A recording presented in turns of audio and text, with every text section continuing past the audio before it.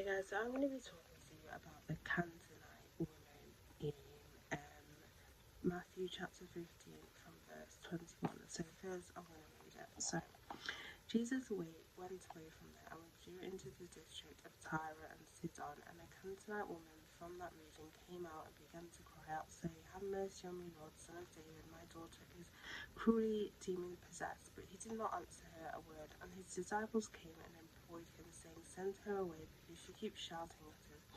But he answered and said, "I was sent only to the lost sheep of the house of Israel." But she came and began to bow down before him, saying, "Lord, help me." And he answered and said, "It is not good to take the children's bread and throw it to the dogs."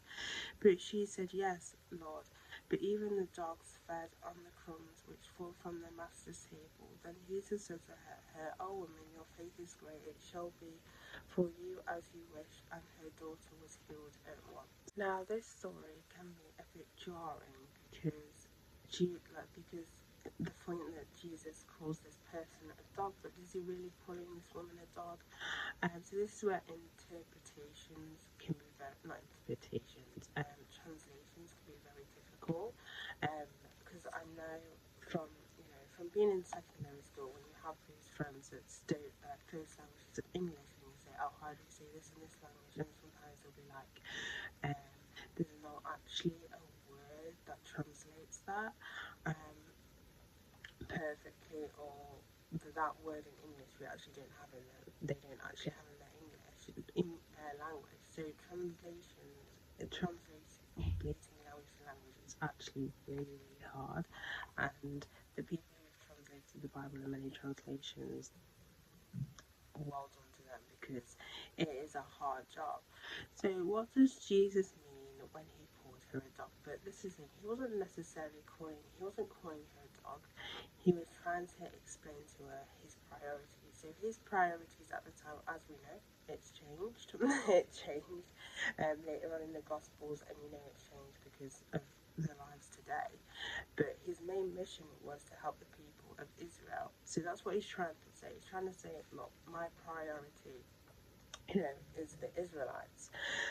So why, first of all, why did he say that? What does it mean? So when it means dog, it doesn't necessarily, as I said, it's more of a metaphor and more of like a pet dog, if that makes any sense. So your priority is, like, say for example in a family, your priorities are your children or your husband or you yourself. So you will eat first, and then the dog comes. Basically, it's kind of that sort of thing.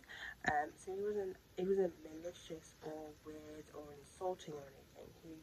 As you know already, Jesus talks he doesn't in metaphors. He doesn't talk straight. He doesn't talk straight. All throughout the Gospels that he talks in metaphors. So this wasn't out of insult. It was using a metaphor to kind of explain, what his priorities were. So in the end, why did he say, your faith is great? Now, this was all a test. Jesus is testing many different people. This was all a test, which goes down to the bit how God puts us through trials and through testings to, to make our faith stronger. So this was basically a test as well, because he wanted to really know what was in this woman's heart.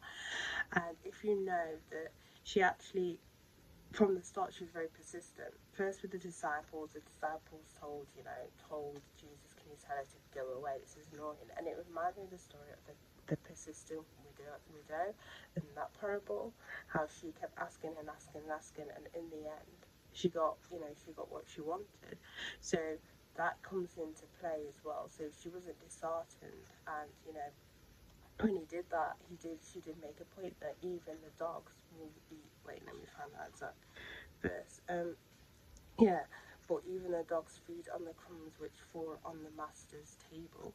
So, she was persistent. She really wanted her daughter to be healed, and he was like, "Yep." And he said, "In the end, you've passed the test. Your faith has made your daughter well.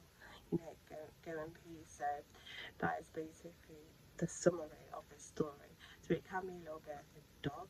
He's calling her a dog, but you've got to remember, first Jesus talks in metaphors. If you look at the scripture in deeper understanding, you'll was trying to use a metaphor to prove the point that his main target was